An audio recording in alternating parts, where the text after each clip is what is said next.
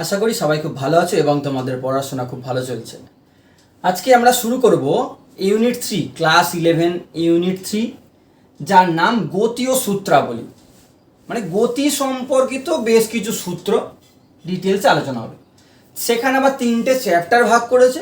প্রথম চ্যাপ্টার হচ্ছে নিউটনের সূত্রাবলী। দেখো, যেখানে নিউটনের গতিসূত্র রয়েছে, নিউটন টোটাল 3টে সূত্র দিয়েছে। ওনার একটা গ্রন্থ আছে, বই লিখেছেন উনি, সেখানে 3টে সূত্র দেওয়া আছে। সেই 3টে সূত্রকেই একত্রে বলা হয় নিউটনের গতিসূত্র, গতি সম্পর্কিত আলোচনা সূত্র, তাই জন্য নাম দেওয়া আছে গতিসূত্র। তো তার আগে জেনে নিতে থাকছে এই যে পোর্শনটা আমরা পড়বো ইউনিট 3তে কী আলোচনা করা হয় অ্যাকচুয়ালি। এর আগের ইউনিটে আমরা কী আলোচনা করেছি, লাস্ট যে ইউনিট আমরা পড়াশোনা করেছি যেখানে একমাত্রিক গতি আর ভেক্টর আমরা আলোচনা করেছি, সেখানে কি পড়েছি আর এখানে কি পড়বো দুটোর মধ্যে একটু পার্থক্যটা ভালো করে জেনে নেওয়া যায়।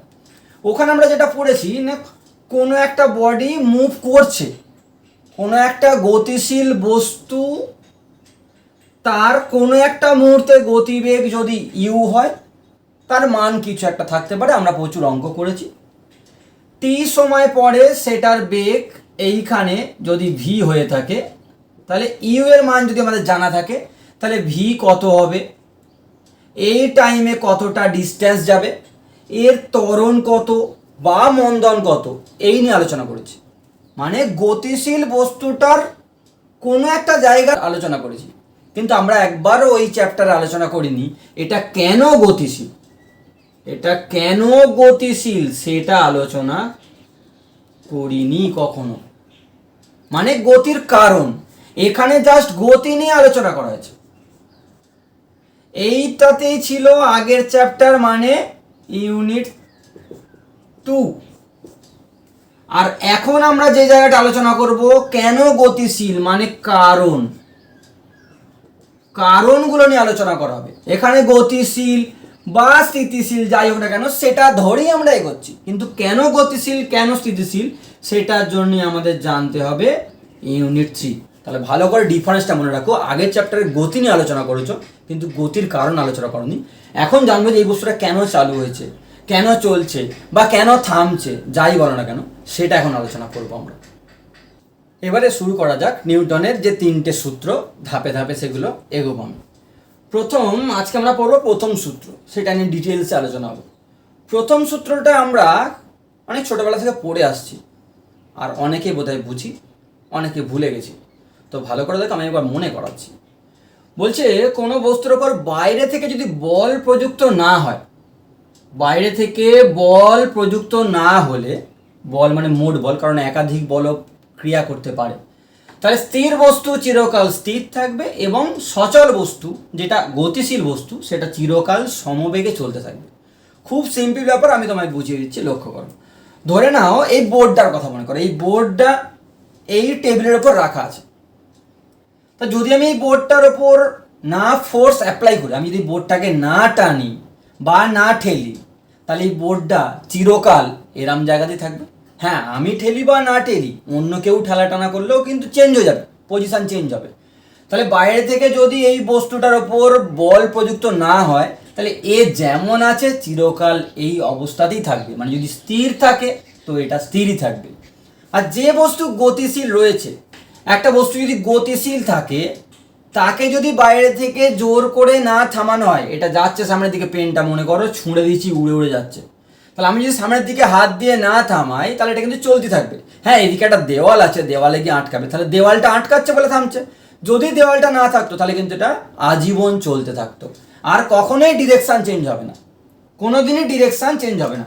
কোনো একটা বস্তু তাকে যদি বল প্রয়োগ করা হয়, তাহলে সেটা জানি যে তার স্পিড বাড়বে বা কমবে, সেটা চালু হবে, হতে পারে। এটা মনে করো স্থির বস্তু, তাহলে বল প্রয়োগ করলে এটা চালু হয়ে যাবে, বল না প্রয়োগ করলে এটা স্থিরই থাকবে। আর যেটা চলছে সেটাকে যদি বল প্রয়োগ না করি তাহলে জীবনে সেটা থামবে না। যেমন সাইকেল নিয়ে যাচ্ছি আমরা, ব্রেক কষি বলেই তবে গাড়িটা থামে, নাহলে কিন্তু চলতেই থাকবে। বা যদি আমরা প্যাডেল করা স্টপও করে দিই, তাহলে ব্রেক না করতেও থেমে যায়। অনেকের মনে প্রশ্ন উঠতে পারে, তখন কে থামায়? তখন ফ্রিকশান।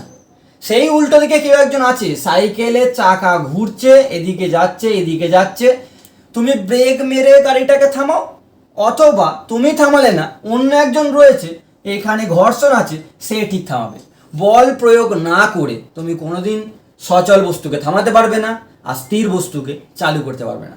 ঠিক যেমন করে সকালবেলা হয়তো কেউ ঘুমাতে বেশি ভালোবাসে, তো সে ঘুমাচ্ছে, তার মা বাইরে থেকে যদি না ডাকে তাহলে সে উঠবে না, সে ঘুমিয়ে যাবে লং টাইম ধরে। তাহলে সে যে অবস্থায় রয়েছে, সে স্থির অবস্থায় ঘুমন্ত অবস্থায় রয়েছে, সে ঘুমন্তই থাকতে চায়। বাইরে থেকে ফোর্স, মানে এখানে মা বা বাবা হচ্ছে আমাদের সেই ফোর্স, যে ওই ওই বস্তু তো নয়, তোমাকে বা সেই ব্যক্তিকে বাইরে থেকে ফোর্স অ্যাপ্লাই করে জোর করে তাকে তুলে দেওয়া হলো, তার মধ্যে একটা মোশন আনা হলো, সে কিন্তু নালে রেস্টেই ছিল। তো এটাই হচ্ছে নিউটনের প্রথম সূত্র। এবারে লক্ষ্য করো, প্রথম সূত্র থেকে আমরা তাহলে কি কি বিষয় জানতে পারছি। প্রথম সূত্র থেকে দুটো আলোচনার বিষয় আছে। একটাকে বলে বল। প্রথম সূত্র থেকে আমরা যে দুটো বিষয় জানবো, একটা হচ্ছে বল, আর 2 নম্বর হচ্ছে জাড্য বা জড়তা। প্রথম সূত্র থেকে কি কি বিষয় সম্পর্কে ধারণা পাওয়া যায় যদি জিজ্ঞাসা করে কেউ, তাহলে উত্তর হবে 1 নম্বর ফোর্স বা বল, আর 2 নম্বর হচ্ছে জাড্য বা জড়তা। এবারে চলে আসা যাক, তাহলে বললাম প্রথম গতিসূত্র থেকে আমরা দুটো বিষয় জানতে পারি, এক হচ্ছে জাড্য আর 2 হচ্ছে বল। আমরা প্রথম জাড্য নিয়ে আলোচনা করব। জাড্য বা জড়তা। জড়তা কাকে বলে না, পদার্থের, যে কোনো বস্তু বা পদার্থের যে ধর্মের জন্য সেটা স্থির বা গতিশীল বস্তু তার স্থির বা গতিশীল অবস্থা বজায় রাখতে চায়। মানে মোদ্দা কথা, যে ধরে নাও একটা বই, এটা এখন আমার কাছে বস্তু একটা, এই বস্তুটা টেবিলের উপর আছে, এই বস্তুটা এখন স্থির অবস্থায় রয়েছে, এ কিন্তু সারা জীবন স্থিরই থাকতে চায়। এর যে ইচ্ছা, প্রবণতা বা ইচ্ছা বা বজায় রাখার চেষ্টা, ইচ্ছা বলো, চেষ্টা বলো বা প্রবণতা বলো, এই ধর্মটাকেই বলা হচ্ছে জড়তা বা জাড্য। এটা স্থির বস্তু, এই বস্তুটা চিরকাল স্থির থাকতে চায়, তাই এর জাড্যটার নাম দেওয়া হবে স্থিতিজাড্য। মানে জাড্যকে 2 ভাগে আবার ভাগ করা হচ্ছে। এই যে প্রকারভেদ বলে লিখেছি, একটা স্থিতিজাড্য আর একটা গতিজাড্য। স্থিতিজাড্যের উদাহরণ কি, এই যে বইটা দেখছি এখন টেবিলের ওপর রাখা আছে, এটা স্থির বস্তু, এর ইচ্ছা এ সারা জীবন স্থির থাকবে। মানে আমাকে একে যদি মোশানে আনতে হয়, বাইরে থেকে বল প্রয়োগ করলে তবে মোশানে যাবে, তাও এর ইচ্ছা হচ্ছে স্টে করা, এখানে থাকার। আমি জোর করে একে চালু করছি বলে, এর ইচ্ছাটা হচ্ছে স্থির থাকার, ওই ইচ্ছাটা বা ধর্মটার নাম হবে স্থিতিজাড্য। আর গতিশীল বস্তুর ক্ষেত্রে তার ওই গতিটা মেনটেন করার ইচ্ছা, গতিশীল বস্তু চিরকাল গতিশীল থাকতে চায়, সেই ইচ্ছাটাকে বা ধর্মটাকে বলা হয় বা প্রবণতাটাকে বলা হয় গতিজাড্য। যেমন উদাহরণ সবচেয়ে সহজ, ঘরের মধ্যে যে সিলিং ফ্যানটা চলছে বা তোমরা চালাও, সেই সিলিং ফ্যানটা যখন অফ করে দেবে, তখন লক্ষ্য করবে সুইচ অফ করার পরেও কিছু পাক ঘোরার পর তারপরে থামছে। তার মানে কি, তুমি বলেছো বন্ধ হয়ে যা, কিন্তু ওর ইচ্ছা আমি ঘুরবো। হ্যাঁ, তারপরে আলটিমেট ওর ভিতরে ফ্রিকশন হচ্ছে, বল বিয়ারিং রয়েছে, ঘর্ষণের ফলে থামতে বাধ্য হয়েছে, কিন্তু ওর ইচ্ছা তোমার বিরুদ্ধে। তুমি বলেছো স্টপ, কিন্তু ও স্টপ হয়নি, ও 2-3 পাক ঘোরার পরে তবে থেমেছে। তাহলে ওর যে ওই ইচ্ছাটা গতিশীল থাকা, সেটাকে বলা হচ্ছে গতিজাড্য। স্থিতিজাড্য, গতিজাড্যের আরও বেশ কিছু উদাহরণ রয়েছে। সবচেয়ে কমন উদাহরণ তোমরা ছোটবেলা থেকে বাসে পড়ে আসছো, যে বাসের মধ্যে যখন কেউ থাকে, বসে রয়েছে আমরা বাসের মধ্যে, বাস মনে করো সামনের দিকে যাচ্ছে, তাহলে বাসের মধ্যে আমরা যখন বসে থাকি, বাস যখন সামনের দিকে যায়, চলন্ত অবস্থায় বলছি, তার মানে বাস গতিশীল, আমি গতিশীল।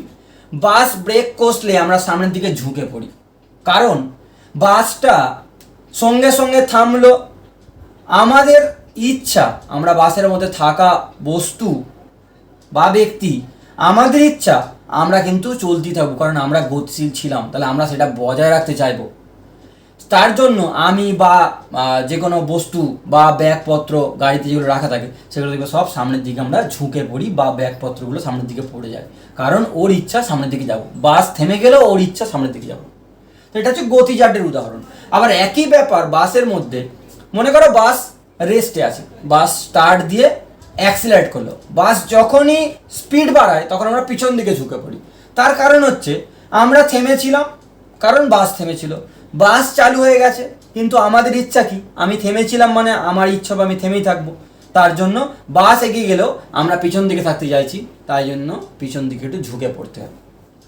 স্থিতিজাড্যের খুব কমন একটা উদাহরণ আমরা জানি, যে গ্লাসের মধ্যে একটা কার্ডবোর্ড নেবো, তার উপর একটা বস্তুকে রাখবো, আমি এখানে একটা ক্লিপকে রেখেছি। এরপর আমি কার্ডবোর্ডটাকে যদি টেনে নিই তাহলে দেখব যে এই কার্ডবোর্ডের সঙ্গে এই বস্তুটা আসছে না, কারণ কার্ডবোর্ডটাকে টেনেছি। এই ক্লিপটা যেহেতু রেস্টে আছে তাহলে ওর ওইখানে থাকার ইচ্ছা হবে, ফলে এটা চলে এলে ওটা ফাঁকায় পড়ে যাবে, তার জন্য গ্লাসের মধ্যেই পড়বে। তোমরা ভালো করে লক্ষ্য করো, তাহলে দেখো এটা গ্লাসের মধ্যেই পড়লো, মানে কি এই জায়গায় থাকতে চাইছিল, এবারে ফাঁকাতে তো কেউ ভেসে থাকতে পারবে না, তাই নিচের দিকে পড়ে গেছে, কিন্তু এটা এই বোর্ডের সঙ্গে এলো না। তাহলে এটা একটা স্থিতিজাড্যের উদাহরণ। গতিজাড্যের আরও অনেক উদাহরণ রয়েছে, যেমন গতিজাড্যের জন্য আমরা যে লং জাম্প দিই, স্কুলে স্পোর্টসের সময় আমরা যে লং জাম্পের সময় কেন আমরা দৌড়ে আসি, আমরা দৌড়ে এলে আমরা সেই দৌড়ে আসার জন্য আমাদের মধ্যে একটা গতিশীল থাকার টেন্ডেন্সি আসে। তো আমরা যেখান থেকে লাফালাম ওখান থেকে আমাদের বডিটা এই জাড্যের জন্য গতিশীলই থাকতে চাইবে, তার ফলে আমরা অনেকটা দূরে গিয়ে কিন্তু পড়তে পারবো। এছাড়াও বইয়েতে তোমাদের অনেক উদাহরণ রয়েছে, তোমরা কিন্তু সেইগুলো একবার রিডিং করে রাখবে। ক্লাস 11-এ হয়তো সেই কোয়েশ্চেনগুলো পড়বে না যে উদাহরণ লেখো, তবে তোমার জেনে রাখা দরকার আছে। এবারে জেনে নেওয়া যাক এই জাড্য বা জড়তা যেটা নিয়ে আমরা এতক্ষণ আলোচনা করছি সেটা কোন বিষয়ের ওপর নির্ভর করে। যে কোনো বস্তুর জড়তা কোন বিষয়ের ওপর নির্ভর করে। আমি দুটো বস্তু নিয়েছি, একটা আমি ডাস্টার নিয়েছি আর একটা বই রয়েছে, দুটোর মধ্যে পার্থক্য কি, একটা হালকা একটা ভারী। এবার আমি একটু পরীক্ষা করে দেখি যে কার জড়তা বা জাড্য বেশি। কিরমভাবে পরীক্ষা করব না, এখন লক্ষ্য করো ভালো করে, দুটো বস্তুই স্থির আছে, তার মানে এদের জাড্যটা এখন স্থিতিজাড্য, আমরা সেই নিয়ে আলোচনা করব। গতিজাড্যের বেলাও একই ঘটনা, আমি স্থিতিজাড্য দিয়ে জিনিসটা বোঝাচ্ছি। আমি লক্ষ্য করে দেখো এই বইটাকে যেটা ভারী তাকে একটা ফোর্স দিলাম, একটা ঠেলা মারলাম, এটা অল্প গেল। এটাকে আমি একই ফোর্স দিলাম, এ বেশি গেল। আমি কিন্তু একই ফোর্স দিয়েছি, তোমরা বাড়িতে পরীক্ষা করে দেখতে পারো। তাহলে একটা বস্তু যেটা ভারী তাকে আর একটা বস্তু যেটা হালকা তাকে একই ফোর্স দিলাম, এর গতিশীল হওয়ার টেন্ডেন্সি অনেক বেশি, আর এই যেন নড়তেই চাইছে না, এই যেন গতিশীল হতেই চাইছে না। তার মানে কি, এর জড়সড় হয়ে থাকার ইচ্ছা বা এই যে স্থির অবস্থায় রয়েছে এ প্রোটেস্ট করছে বেশি। তুমি একে চালু করতে চাইছো, এ বলছে না আমি চালু হব না, আমি গতিশীল হব না। এই যে জেদ, এই যে প্রবণতা, এই যে ইচ্ছা, সেইটা কিন্তু এই ভারী বস্তুর বেশি, হালকা বস্তুর কম। ভারী বস্তু যেতে চাইছে না, হালকা বস্তু অনেক তাড়াতাড়ি চলে যাচ্ছে। তাহলে জাড্য হচ্ছে সেই বিষয় যেটা নির্ভর করবে, সেটা হচ্ছে ভর। যার ভর বেশি তার জড়তা বেশি। তাহলে সেটা আমি লিখে রাখছি, তোমরা ভালো করে নোট করো। বস্তুর ভর বেশি হলে জাড্য বেশি হবে। মানে এক কথায় বলতে গেলে জাড্য সমানুপাতিক ভর। যদি ফর্মুলা আকারে মনে রাখো তাহলে এইটা হবে কিন্তু ফর্মুলা, যে জড়তা বা জাড্য সরাসরি ভরের উপর নির্ভর করে। এবার আসা যাক বল। বল কাকে বলে? বলছে বাইরে থেকে যা প্রয়োগ করলে কোনো বস্তুর বেগের পরিবর্তন ঘটানো হয় বা পরিবর্তন করার চেষ্টা করা, তাকেই বলা হয় বল। দেখো ধরে নাও এই বস্তুটা, এই বইটাকে আমি একটা বস্তু বলছি, এই বস্তুটার বেগ কত এখন? 0। আমি এই বস্তুটার এখন গতিবেগ দিলাম, মানে এখন চলছে, বস্তুটার বেগ আছে। কি করে পেলাম? বাইরে থেকে বল প্রয়োগ করে। যে জিনিসটা প্রয়োগ করতে স্থির বস্তু মানে 0 বেগ ছিল, সেটা এখন বেগ প্রাপ্ত হলো, সেই জিনিসটাকেই বলা হবে, যেটা প্রয়োগ করলাম সেটাকেই বলা হবে বল। অথবা এরকম হতে পারে, সবসময় তুমি চালু করে ফেলবে এরম নয়, আমি এখন কিন্তু ফোর্স দিচ্ছি, বা তুমি একটা দেওয়ালকে ঠেলছো, তাহলে তুমি এই দেওয়ালটাকে গতিশীল করার চেষ্টা করছো কিন্তু তুমি পারছো না, তাহলে তখনও তুমি যে জিনিসটা প্রয়োগ করেছো সেটাকেও বল বলবে। তাহলে বল মানেই সেটা সবসময় গতিশীল করে ফেলতে পারবে এরম সিওরিটি নেই, সেটা চেষ্টা করবে, অথবা তার বেগ বাড়িয়ে ফেলবে বা কমিয়ে ফেলবে, বেগের পরিবর্তন করবে। কোনো বস্তু চলছে, তার সামনে গিয়ে তুমি দাঁড়িয়ে পড়লে, তাহলে সেইটা এসে তোমার গায়ে ধাক্কা লেগে থেমে গেল। তাহলে বল হচ্ছে এমন একটা বিষয় বা এমন একটা ধর্ম বা বাইরে থেকে যেটা প্রয়োগ করা হবে, তার ফলে কোনো একটা বস্তুর বেগ পাল্টাবে, সেটা বাড়তে পারে বা কমতে পারে। যেমন ব্রেক কষে গাড়ির বেগ কমানো হয়, আবার অ্যাক্সেলারেট করে বা পিছন দিকে ঠেলে এই বস্তুকে দেখো আমি গতিশীল করলাম, বেগ বাড়ালাম, সেটা হতে পারে। তাকে বলা হচ্ছে বল। বল ভেক্টর রাশি, বল ভেক্টর রাশি, কারণ এটার মান আছে এবং দিক আছে, দুটোই আছে এই রাশিটার। এর এককগুলো আমরা পরের ক্লাসে বানাবো, যেখানে আমরা দ্বিতীয় সূত্র নিয়ে আলোচনা করব। এখন আমরা জেনে রাখছি এর একক হচ্ছে নিউটন বা ডাইন, আর এদের মধ্যে সম্পর্ক আমরা জানি 1 নিউটন সমান 10⁵ ডাইন। এগুলো সব আমরা প্রমাণ করব পরের ক্লাসে। এখন এই বল সম্পর্কে আরও দুটো জিনিস আমরা জানবো, সেটা হচ্ছে বল ক প্রকারের, বলের প্রকারভেদ। বলকে আমরা দুভাগে ভাগ করব, প্রকারভেদ। বলকে দুভাগে ভাগ করা যায়। 1 নম্বর, একটাকে বলা হয় স্পর্শ বল, আর 2 নম্বর আর একটাকে বলা হয় স্পর্শহীন।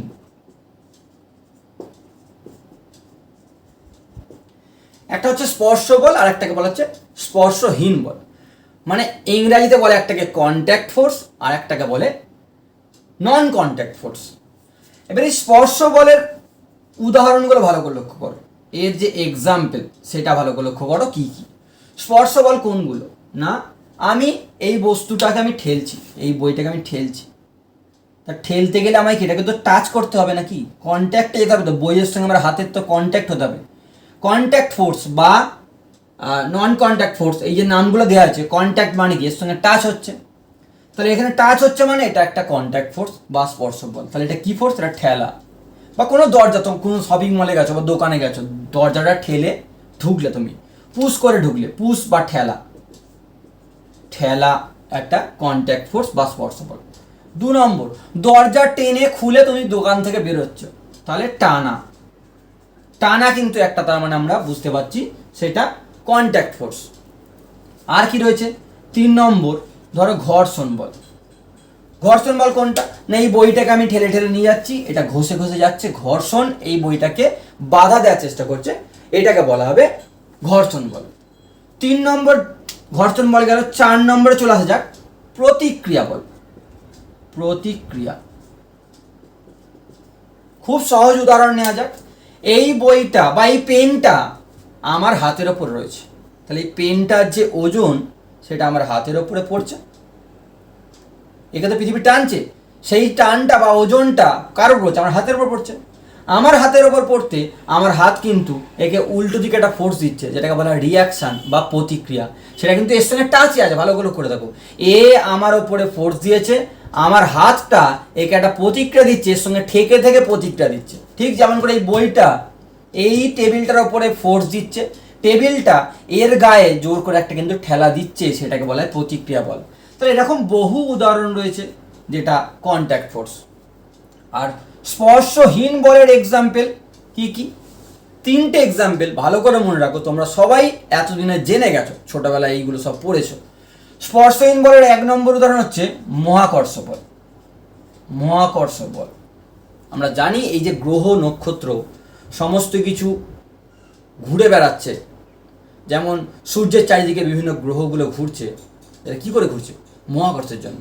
সূর্য পৃথিবীকে টেনে রেখেছে, আবার পৃথিবী চাঁদকে টেনে রেখেছে। তো এই টানগুলো তো আর দড়ি বাঁধা নেই, পৃথিবী থেকে তো চাঁদ পর্যন্ত কোনো দড়ি বাঁধা নেই যেটা বেঁধে পৃথিবী টানছে, বা সূর্য তো পৃথিবীর গায়ে দড়ি বেঁধে রাখেনি।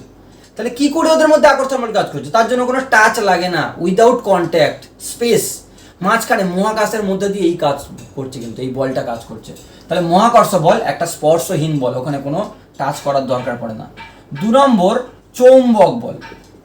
আমরা জানি ধর একটা নর্থ পোল, একটা নর্থ পোল আর একটা নর্থ পোল এখানে এনেছো, সাউথ নর্থ, দুটো চুম্বক এনেছো।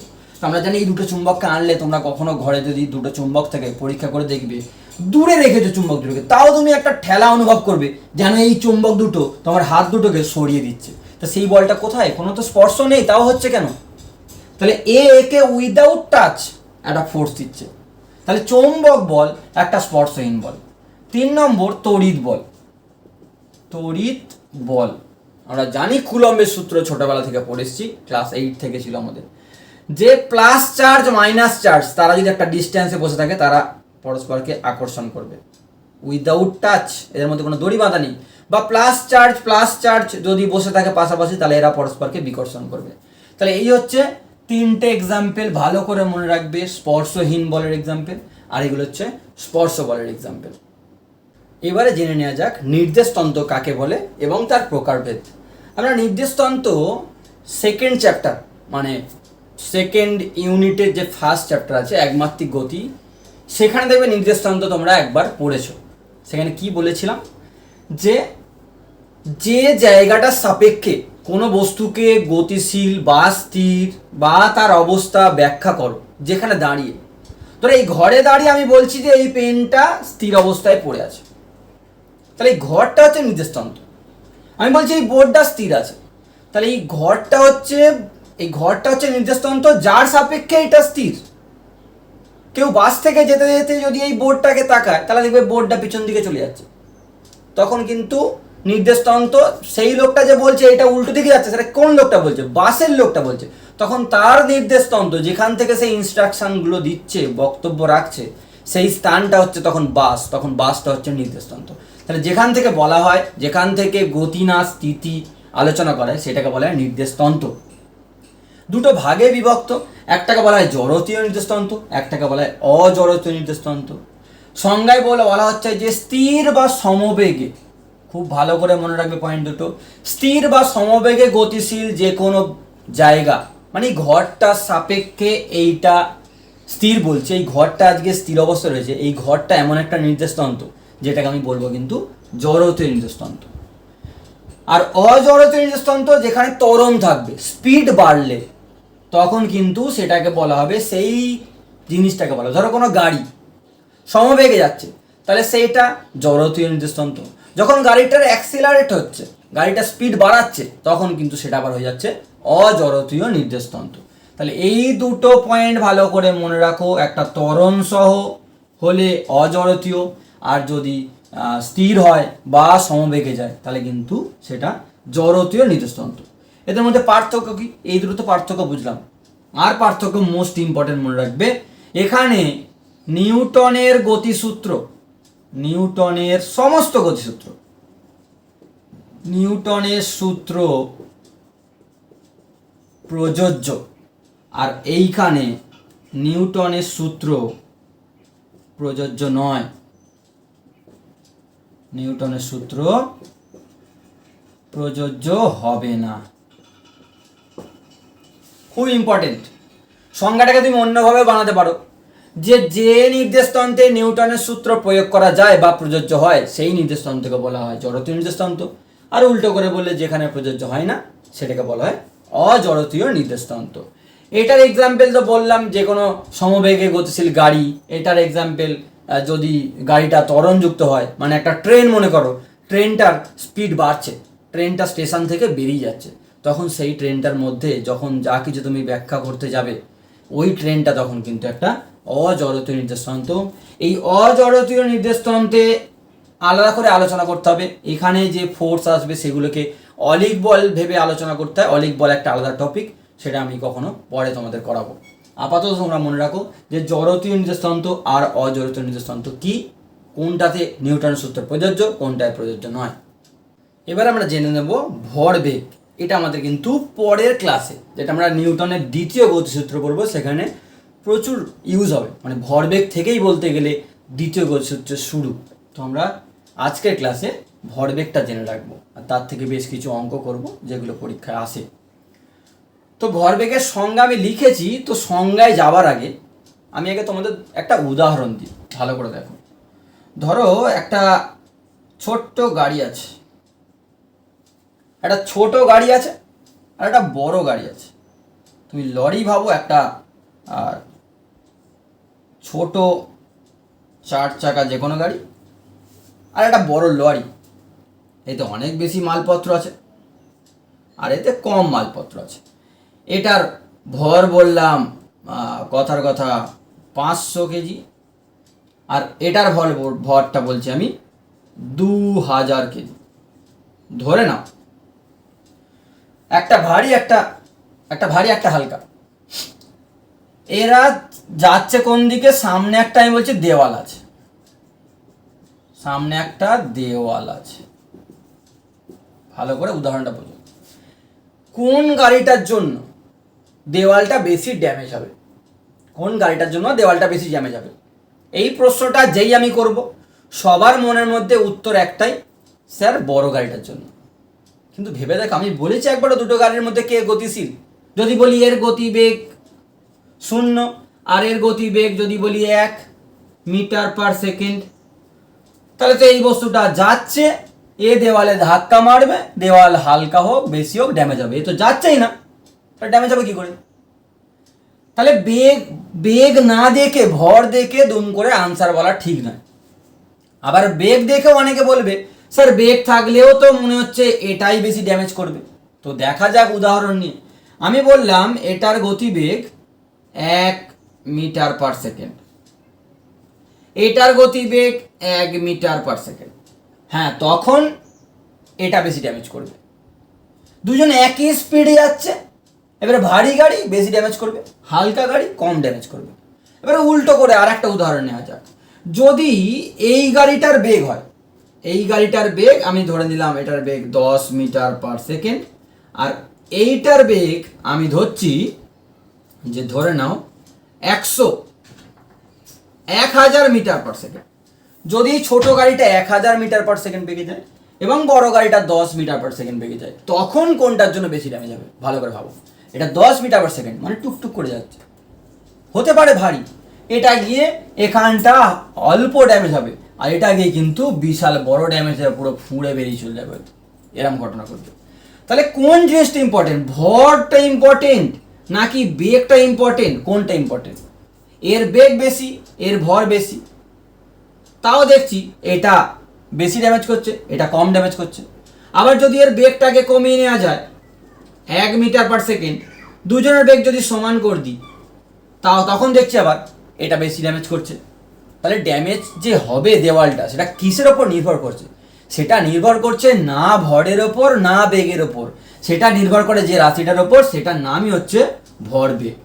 তাহলে ভর ইন্টু বেগ, এর বেলাতে ভর ইন্টু বেগ করলে এখন 500 ইন্টু 1 করলে 500 কেজি মিটার পার সেকেন্ড, আর এর বেলায় গুণ করলে এখন হচ্ছে 500, এই 2000 ইন্টু 1 করলে এটা হয়ে যাচ্ছে 2000 কেজি মিটার পার সেকেন্ড। আবার যখন এটাকে আমি 100 করে দেবো বা এটাকে 1000 করে দিলাম, এটাকে আমি যখন 10 করে দিলাম, তখন লক্ষ্য করো এর বেলাতে তখন হয়ে যাচ্ছে এটা 500 ছিল আর তার সঙ্গে 1000, 5000, আর এর ভরবেগ হয়ে যাচ্ছে তখন 2000। আর এটা দেখো, এটা অনেক বেশি, এটা অনেক কম। তাহলে ভরবেগটা হচ্ছে সেই রাশি যেটা ঠিক করবে যে দেওয়ালটা বেশি ড্যামেজ হবে না কম ড্যামেজ হবে।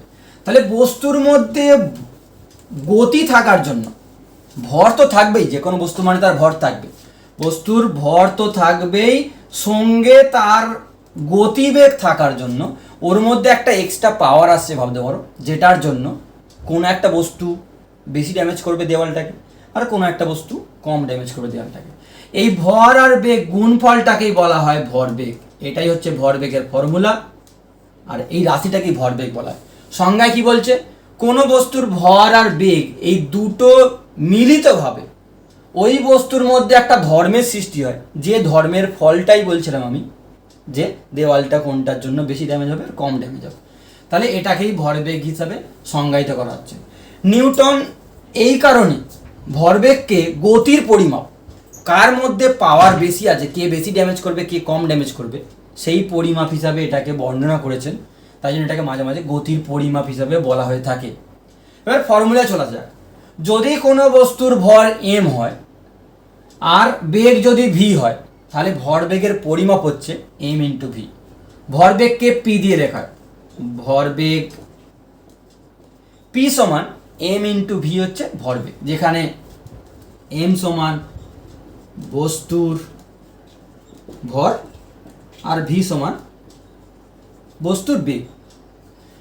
এটা একটা ভেক্টর রাশি হবে অবশ্যই, কারণ এখানে গতিবেগ আছে। গতিবেগ কি রাশি আমরা জানি, গতিবেগের একটা নির্দিষ্ট দিক থাকে, তাহলে ভরবেগের একটা নির্দিষ্ট দিক থাকবে। যদি ভেক্টর ফর্মে লিখতেই হয় তাহলে লিখবো এইভাবে এম ভি ভেক্টর। ভর কিন্তু ভেক্টর রাশি নয়, ভর তো স্কেলার রাশি। এর একক মাত্রায় আসা যাক। ভরবেগের একক হবে, আমি লিখেছিলাম ক্যালকুলেশন করার সময়, ভরের একক হচ্ছে কেজি, এসআইতে বলছি, আর বেগের একক মিটার পার সেকেন্ড, অথবা যদি তুমি সিজিএসে করো তাহলে গ্রাম সেন্টিমিটার পার সেকেন্ড, এটা হচ্ছে একক। আর যদি তুমি মাত্রাতে যাও তাহলে মাত্রা হবে ভরের মাত্রা আর বেগের মাত্রা। ভরের মাত্রা হবে এম আর বেগের মাত্রা হচ্ছে এল টি টু দি পাওয়ার -1। এই হচ্ছে ভরবেগ, ভরবেগের মাত্রা আর একক। ভালো করে ভরবেগ কিন্তু তোমাকে বুঝতেই হবে যদি তুমি নিউটনের গতিসূত্র ভালোভাবে জানতে চাও। এবার এখান থেকে দুটো ছোট্ট অঙ্ক করে নেওয়া যাক। প্রথম অঙ্কটায় বলছে যে 5 কেজি ভরের একটা বস্তুর বেগ 20 সেন্টিমিটার পার সেকেন্ড, বস্তুটার ভরবেগ কত? এটা ক্লাস 9 লেভেলের অঙ্ক একটা, তো তোমরা প্রথমে করে ফেলো, তারপর আমার সঙ্গে আনসারটা মিলিয়ে নাও। তাহলে বস্তুর ভর বলে দিয়েছে 5 কেজি। যদি তুমি এসআইতে অঙ্কটা করতে চাও তাহলে এটা 5 কেজি থাক, আর গতিবেগটা বলে দিয়েছে 20 সেন্টিমিটার পার সেকেন্ড। এটাকে চেঞ্জ করলে আমরা জানি হবে সেন্টিমিটার থেকে মিটার গেলে 100 দিয়ে ভাগ করতে হবে, তাহলে 0.2 মিটার পার সেকেন্ড। তাহলে ভরবেগকে আমরা বলেছি পি দিয়ে লিখবো, তাহলে এম ইন্টু ভি করলে চলে আসছে 5 ইন্টু 0.2 করলে 1 কেজি মিটার পার সেকেন্ড। এটা হয়ে গেল ওই বস্তুটার ভরবেগ। 2 নম্বর কোশ্চেনটা দেখো, বলছে যে 3 কেজি ও 4 কেজি ভরের দুটো বস্তু আছে, যাদের বেগের মান আমাকে দেয়নি, কিন্তু বেগের মানের অনুপাতটা দিয়েছে 2:1। তাহলে তাদের ভরবেগের অনুপাত কত হবে? এগুলো কিভাবে করতে হয় আমি যেরকম করব এই ধরনের অঙ্ক তোমরা আমাকে ফলো করে প্রত্যেকবার করবে। তাহলে প্রথম বস্তুর ভরকে আমি m1 নাম দিলাম 3 কেজি, দ্বিতীয় বস্তুর ভরকে আমি m2 নাম দিলাম, সেটা 4 কেজি। এরকম করে সবসময় m1 m2 নামকরণ করবে। বেগের অনুপাত বলেছে 2:1। অঙ্কে তোমরা কেমন শিখেছো যে দুটো জিনিসের অনুপাত থাকলে একটা 2:1 হলে একটা 2x একটা x, এরকম ধরেছো। তবে আমি নামকরণটা এখন একটু চেঞ্জ করতে বলবো, x না ধরে v ধরবে। মানে প্রথম বস্তুর বেগকে আমি v1 নাম দিলাম, সেটাকে ধরলাম 2v, আর দ্বিতীয় বস্তুর বেগকে আমি v2 নাম দিলাম, সেটাকে ধরলাম v। তাই তো 2:1 মানে কি, এখানে 2 গুণ থাকবে, এখানে 1 গুণ থাকবে, ব্যাপারটা একই আছে তো। তাহলে প্রথমটার ভরবেগ আর দ্বিতীয়টার ভরবেগের অনুপাত মানে p1/p2। প্রথমটার ভরবেগকে আমি p1 নাম দিলাম, পরেরটা p2 নাম দিলাম। তাহলে p1 এর সূত্র কি, m1v, আর এটা m2v2। তাহলে মানগুলো বসিয়ে দাও। এটা হচ্ছে 3 into 2v divide by 4 into v. V কাটলো, 2 দিয়ে 4কে কাটলে 2 হবে, তার মানে অনুপাতটা হবে p1:p2, সেটা হবে 3:2। ভালো করে দেখো বোঝা গেল কিনা। পরের কোশ্চেন দুটো আসা যাক। প্রথম কোশ্চেনটা ঠিক আগের মতো একটা অনুপাত দিয়ে কোশ্চেন দেওয়া হয়েছে। বলছে দুটো ভরের অনুপাত 2:3। আগের বার আমি বেগের অনুপাত বলেছিলাম, এখন বলছি ভরের অনুপাত। তাহলে বস্তু দুটোর ভরবেগ যদি সমান হয় তাহলে তাদের বেগের অনুপাত কত? তাহলে সমস্ত কিছু আগে ধরে নাও, তারপরে এগোনো যাক। সমস্ত কিছু ধরে নিয়ে এগোনো যাক। যে প্রথম বস্তুটার ভরকে আমি m1 নাম দেব, দ্বিতীয় বস্তুটার ভরকে আমি m2 নাম দেবো। এবার 2:3 মানে কি, 2x 3x এরকম না ধরে ভর বলে আমি বলতে চাইছি ওটা তোমরা এরকম ধরো 2m3m। দেখো কারোর যদি অসুবিধা হয় সে 2x 3x ধরে করতে পারে, প্রবলেম হবে না, আনসার এক আসবে। আর দুজনের ভরবেগ p1 p2 যদি নাম হয়ে থাকে সেটা সমান, এই শর্তটা আমায় বলেছে। আর যদি তাদের গতিবেগ v1 v2 হয়ে থাকে তাহলে আমি লিখতে পারি এখান থেকে যে m1 v1 = m2 v2, যেখানে v1 v2 হচ্ছে বস্তু দুটোর বেগ। তাহলে এখান থেকে যেটা পাবে v1/v2 সেটা হবে m2 বাই m1। m2 হচ্ছে 3m, m1 হচ্ছে 2m, কাটাকুটি করলে এটা 3/2, মানে গতিবেগের অনুপাত v1:v2 হবে 3:2। দেখো জিনিসটা বোঝা গেল কিনা। অনুপাত এরকম আরও অনেক রকমভাবে ঘোরাতে পারে, সাহস করে এগিয়ে যাবে তাহলেই হয়ে যাবে। পরের কোশ্চেন দেখো, বলছে কোনো বস্তুর জন্য ভরবেগ আর বেগ লেখচিত্র অঙ্কন করতে হবে। তাহলে লেখচিত্র অঙ্কন করার জন্য আমাদের সবসময় একটা সমীকরণ লাগে, যেমন তোমরা ম্যাথামেটিক্সে পড়েছো y = 2x + 3, কিছু একটা y আর x এর মধ্যে একটা সম্পর্ক দেবে, তবে আমরা লেখচিত্র অঙ্কন করতে পারবো। এটা হচ্ছে আমাদের লেখচিত্র। এই সমীকরণটা লেখচিত্র আমাদের আঁকতে হবে। তাহলে এদিকে থাকবে গতিবেগ, এদিকে থাকবে ভরবেগ। এটাকে আমি দুভাবে বলছি। এক, যদি কেউ সরলরেখার সমীকরণ জেনে থাকে তাহলে y = mx এই আকারে রয়েছে। দেখো এই দিকে x এর দিকে আমি v নিয়েছি, তাহলে v এর জায়গায় x পুট করলাম আর p এর জায়গায় y পুট করলাম, আর m মানে অ্যাকচুয়ালি নতি, m মানে প্রবণতা বা নতি। তাহলে এটার লেখচিত্র হবে শিওর সরলরৈখিক, মানে এই বরাবর উঠবে।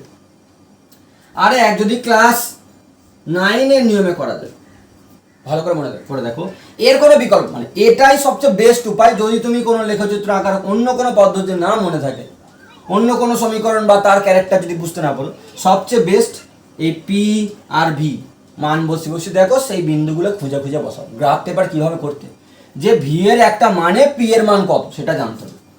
তাহলে আমার কাছে এখন সমীকরণ আছে পি = mv, আমি এটা মুছলাম। এখন এম এর মান ধরে নাও 1 কেজি বা 2 কেজি, ধরলাম m = 2 কেজি। এই ধরার ওপর তোমার গ্রাফ কখনো পাল্টাবে না, মানে গ্রাফের ক্যারেক্টার পাল্টাবে না, এই নতিটা চেঞ্জ হবে খালি, তাতে করে এই নেচারটা পাল্টাবে না। তাহলে p = সূত্র হচ্ছে 2 × v। এবারে এই সমীকরণে তুমি ভ্যালুগুলো বসাও। v এর ভ্যালু 0 হলে গতিবেগ যদি 0 হয় তাহলে ভরবেগ 0, গতিবেগ যদি 1 হয় তাহলে ভরবেগ 2, গতিবেগ যদি 2 হয় তাহলে ভরবেগ 4, গতিবেগ 3 হলে ভরবেগ 6। এই বিন্দুগুলো যদি বসাও 1 এ 0 এ 0, গ্রাফ পেপারে করে দেখতে পারো তোমরা। 1 এ গিয়ে 2, যদি এখানে 2 বিন্দু দেওয়া হয় 1 2 3, এটা 4 6 এরকম থাকে, তাহলে 1 এ গিয়ে 2, 2 এ গিয়ে 4, 3 এ গিয়ে 6, তাদেরকে জুড়লে একটা সরলরেখাই পাবে। তাহলে ভরবেগ আর বেগ লেখচিত্র হচ্ছে একটা সরলরৈখিক, যেটা মূল বিন্দুগামী হবে। এই কোশ্চেনটাই বলছে যে একটি বলকে ইউ বেগে কোনো দেওয়ালে ছোঁড়া হলো এবং বলটা একই বেগে ফিরে এলো, মানে একটা প্লাস্টিকের বল তুমি দেওয়ালে ছুঁড়লে, দেওয়াল থেকে আবার তোমার হাতে ফিরে এলো লম্বভাবে, সোজাসুজি লম্বভাবে হয়েছে। তাহলে বলতে হবে যে ভরবেগের পরিবর্তন কত। একটা দেওয়াল আমি এটা আঁকলাম, একটা বলকে আমি এইদিকে ছুঁড়েছি, বলটা আবার ধাক্কা লেগে এইদিকে ফিরে এসছে, এদিকে গেছে ধাক্কা লেগে ফিরে এসছে। বলটার ভর বলেছে m, বলটার বেগ বলেছে u। আর ফেরার সময় বলটার ভর তো আর পাল্টে যাবে না, একটা বল ধাক্কা লাগার পরে কি সেটা হালকা হয়ে যাবে? এরম তো হবে না, বা মোটা হয়ে যাবে, ভারী হবে, সেরম তো নয়। সেটা যা ভর থাকবে সেটাই থাকবে। আর বলেছে একই বেগে ফিরে এসছে, তাহলে ভালো করে লক্ষ্য করে এবারে বলতে হবে ভরবেগের পরিবর্তন। এখানে অনেকেই ভরবেগের পরিবর্তন 0 বলতে দেবে, বলবে স্যার প্রথমে ভরবেগ তো mu, পরে ভরবেগ mu, তাহলে পরিবর্তন মানে বিয়োগ করা, তাহলে 0 না, মোটেও না। ভরবেগ কি রাশি তোমায় ভালো করে মনে রাখতে হবে, ভরবেগ হলো ভেক্টর রাশি। তাহলে ভেক্টর রাশির বিয়োগ অত সহজ নয়। দিক না জানলে আমরা বলতে পারি না, দিক মাথায় রেখে তবে আমাদের করতে হবে। তাহলে প্রথমবারে এই দিকটাকে যদি আমরা এক্স অক্ষ কনসিডার করে থাকি, বোঝানোর সুবিধার্থে বলছি, এই দিকটাকে যদি আমরা এক্স অক্ষ বলে থাকি, তাহলে প্রথমে যাবার সময় বস্তুটার ভরবেগ কত? যাবার সময় বস্তুর ভরবেগ p1, মানে প্রথমে ভরবেগ p1, সেটা হচ্ছে mu i ক্যাপ। ভেক্টর আমরা সবাই i cap, j cap, k cap বুঝেছি। আর ফেরার সময় এটা যদি i ক্যাপ হয় তাহলে উল্টো দিকে ফিরছে, তাহলে p2 ভেক্টর হবে minus m u i cap. বোঝা গেল কি না? ভরবেগ প্রথমটায় এম ইউ আই ক্যাপ, পরেরটায় উল্টো দিকে, তাই জন্য মাইনাস আই ক্যাপ আছে, এই মাইনাসটা আই ক্যাপের। তাহলে ভরবেগের পরিবর্তন, অতএব ভরবেগের পরিবর্তন সেটা তুমি P2 vector minus P1 vector যদি করো তাহলে কি পাবে? Minus m u i cap minus m u i cap করলে কিন্তু মাইনাস 2 mu আই ক্যাপ। মানটা হচ্ছে 2 mu আর ভরবেগ পরিবর্তনের দিকটা হচ্ছে মাইনাস আই ক্যাপ। তাহলে যদি বলে ভরবেগ পরিবর্তনের মানটা কত, তাহলে যদি বলে ভরবেগ পরিবর্তনের মান, তাহলে মানটা হবে শুধু সামনের সংখ্যাটা, দিকটা বাদে, মানে 2 mu হচ্ছে ভরবেগের পরিবর্তন। এইটা কিন্তু আমাদের দ্বিতীয় গতিসূত্রে প্রচুর লাগবে, এই কনসেপ্টটা ভালো করে তোমরা জিনিসটা মনে রাখো। পরের কোশ্চেনটা লক্ষ্য করো, একই রকমের অঙ্ক দেওয়া আছে, কিন্তু আগের অঙ্কটায় আমি বলেছিলাম একটা প্লাস্টিকের বলকে দেওয়ালে সোজা ছোড়া হয়েছে, সেটা দেওয়াল থেকে সোজা আমার হাতে ফিরে এসছে, মানে সেটাকে লম্বভাবে ছোড়া হয়েছিল। কিন্তু যদি বাঁকাভাবে ছোড়া হয় তাহলে কি হবে? পরীক্ষায় কি কোনো গ্যারান্টি আছে সবসময় সোজাভাবেই দেবে? এরকম নয়। তো বাঁকাভাবে চুললে কি হবে সেটা ভালো করে দেখো, যে ভরবেগের পরিবর্তন কত হবে। প্রথমে তোমরা ট্রাই করো অঙ্কটা পড়ে, তারপর আমার সঙ্গে মেলাও। বলছে একটা বলকে ইউ বেগে দেওয়ালের সঙ্গে থিটা কোণে ছুঁড়ে দেওয়া হলো, আর সেটা একই বেগে একই কোণে প্রতিফলিত হলো, তাহলে বলটার ভরবেগ পরিবর্তন কত হবে? আবার বলছি, ভরবেগের পরিবর্তন বার করতে গেলে আমাদের ভেক্টর রাশির জ্ঞানটা রাখতে হবে। ভরবেগ ভেক্টর রাশি, সেটা মাথায় রেখে কাজ করলে সবার ঠিক হবে। তাহলে এই হচ্ছে দেওয়ালের ওপর লম্ব লাইনটা আমি টেনে রাখলাম। এবারে দেওয়ালে কোনো বলকে এইভাবে ছোড়া হলো, একটা বলকে দেওয়ালে ছোড়া হয়েছে, সেটা এই দিকে আসছে, যার ভর এম আর যার বেগ ইউ, আর বলেছে দেওয়ালের সঙ্গে কোণটা হচ্ছে থিটা। ভালো করে লক্ষ্য করো। তাহলে প্রাথমিক ভরবেগ, তাহলে প্রাথমিক ভরবেগ সেটা হচ্ছে এম ইউ, মানটা তো এম ইউ, ভর এম বলেছে আর বেগ বলেছে যে ভি ইউ, তাহলে এটা হচ্ছে প্রাথমিক ভরবেগ। এই ভরবেগের দুটো উপাংশ ভাঙতে পারে। এখন আমরা এই দিকটাকে আমি মনে মনে ধরে দিলাম এক্স অক্ষ, আর এই দিকটাকে আমি ধরে দিলাম এটা ওয়াই অক্ষ। তাহলে ভালো করে লক্ষ্য করো কি ঘটনা ঘটছে। এই P1 এর দুটি উপাংশ, P1 এর দুটি উপাংশ, P1 এর দুটি উপাংশ, একটা হবে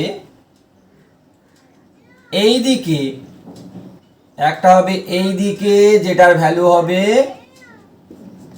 এটা যদি থিটা হয় তাহলে একটা ভ্যালু হবে এই বরাবর, দেওয়াল বরাবর একটা ভরবেগ কাজ করবে, একটা উপাংশ কাজ করবে। এরকম উপাংশ আমরা অনেক ভেক্টরে শিখেছি।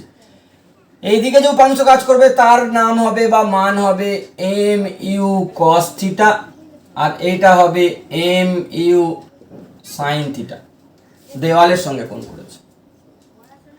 মানে দুটি উপাংশ হবে, একটা ওয়াই অক্ষ বরাবর, সেটা হবে এম ইউ কস থিটা, ওপর দিকটা যদি ওয়াই হয়ে থাকে তাহলে নিচের দিকের ভরবেগ, এটা কোন দিকে, নিচের দিকে কাজ করছে, সেটা হবে মাইনাস জে ক্যাপ।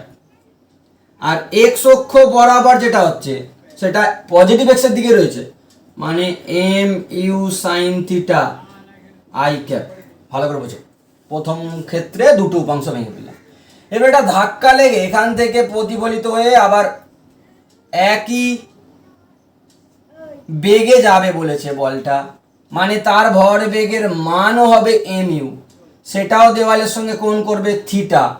এবার এটা যদি দুটো উপাংশ ভাঙি, যেটা P2 এর মান হচ্ছে এম ইউ, এর দুটো উপাংশ, P2 এর উপাংশ, P2 এর উপাংশ ওয়াই অক্ষ বরাবর আর এক্স অক্ষ বরাবর বার করবে। এই ভেক্টরটার দুটো উপাংশ হবে, একটা হবে নিচের দিকে, ভালো করে লক্ষ্য করো, একটা হবে নিচের দিকে, ভেক্টরটা এদিকে তো, একটা উপাংশ হবে নিচের দিকে, সেটা কত, এম ইউ কস থিটা। তাহলে m u cos theta y অক্ষ বরাবর নিচের দিকে, মানে মাইনাস জে ক্যাপ।